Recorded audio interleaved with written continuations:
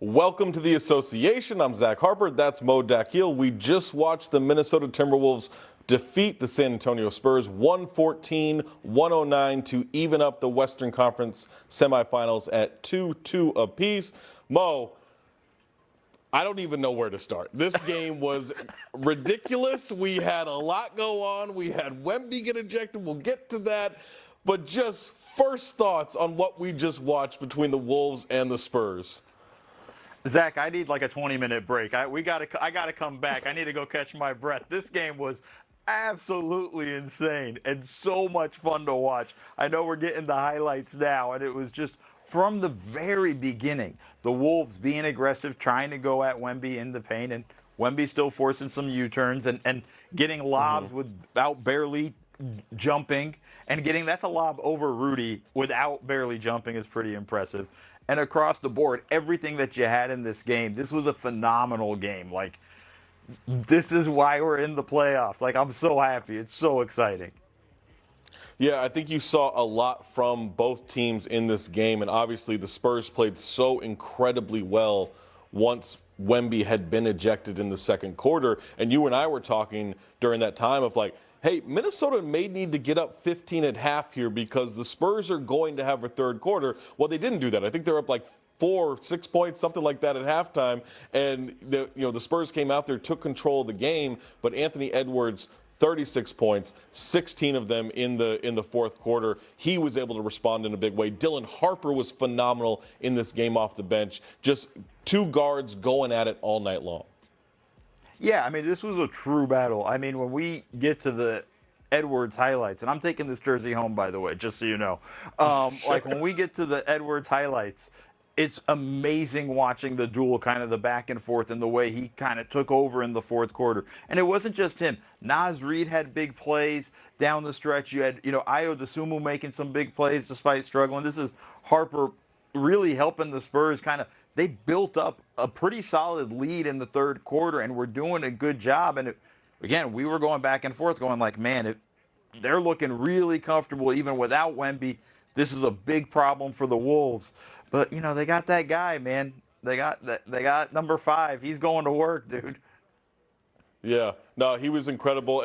Something to really focus on, too, for the Spurs side of this, once Wemby went down, Luke Kornet stepped in and was unbelievable. Look, he wasn't Wemby in the paint. Nobody is. But his verticality was great. He was blocking shots. He's grabbing offensive rebounds. He's getting some putbacks here and there. I thought Luke Kornet just did an incredible job considering the conditions.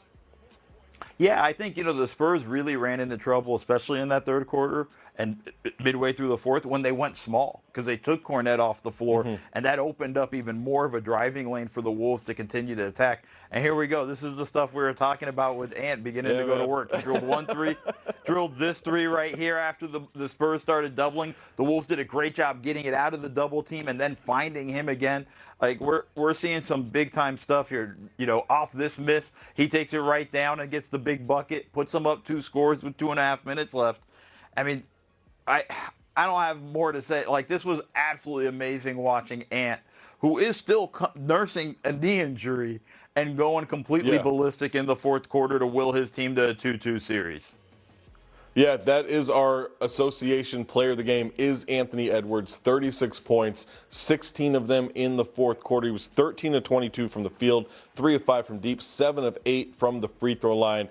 And Mo, we were both talking about this as we watched it. There are plays where he's getting into the lane, he's getting layups, he's getting to the rim, but when he's on 2 healthy legs, these are punches, right? Like, he's dunking on people, he's dunking on Kornet. He'd be, really forcing this into the rim, and he's, little dunk there, great, but you're used to seeing him, really get that thing back and throw it home. And with Ant, he was measured. He was, really careful in the way he attacked, but still didn't fall in love with the jumper despite the bad knee, still getting to the rim, getting into the paint, and putting pressure on that Spurs defense.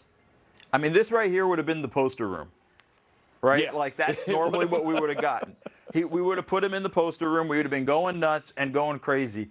But really also, I think part of it is him saving himself for this big push in the fourth quarter. Look, we know this Wolves team without Dante. Ayo's still a little bit banged up. You had a bunch of guys taking hits throughout the course of this game. they need Ant more importantly in the fourth quarter. So having him save himself a little bit, saving some juice, as long as they keep it close, he'll get you back in the game. We just saw it, and we're watching the highlights now of him going nuts. He'll get you going. It was 2 for 2 from 3, was 6 to 8 from the field. I think he finished with 16 or 18 points in the fourth quarter alone. Like, this is the stuff you want. And this is the franchise guy. This is exactly what you want from your star player showing out when your team needs you the most. Because let's be honest, with Wemby's ejection, if they went down 3-1, this thing's over. Yeah, it absolutely would have been over. We do have Timberwolves head coach Chris Finch at the podium. We'll hear from him now.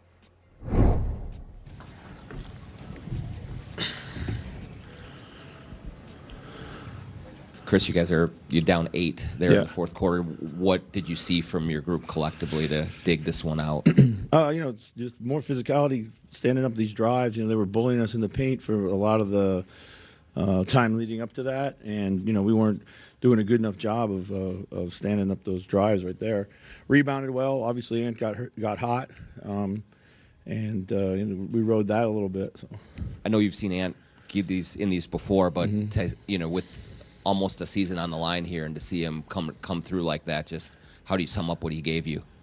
It was awesome. He was special. This is what he loves. This is what he lives for. Not just big games, but big moments. And I thought, for the most part, when he wasn't doubled, he got to his stuff quick and clean, and just kind of figured out how to get separation, and that was just all that he needed.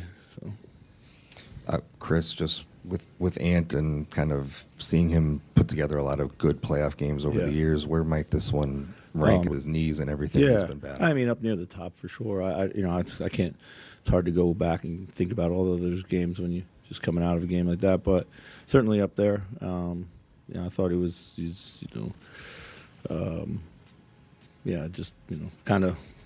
That's who he is. That's who you need him to be. We're lucky to have him, and he's special, no doubt, especially given what he's been fighting through over the last month and a half.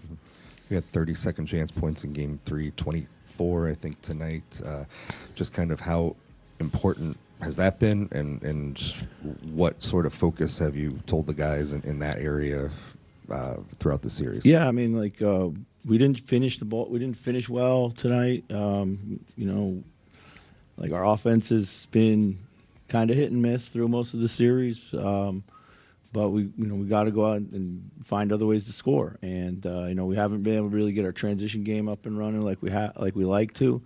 But we are winning the glass right now, and that's huge. I mean, none was bigger than Nas's putback. So then we got to make those plays, like those small plays, those 30 plays, those whatever it take plays. Good time for the big lineup. Yeah. You put it in there like when you were down, it seemed. Mm-hmm.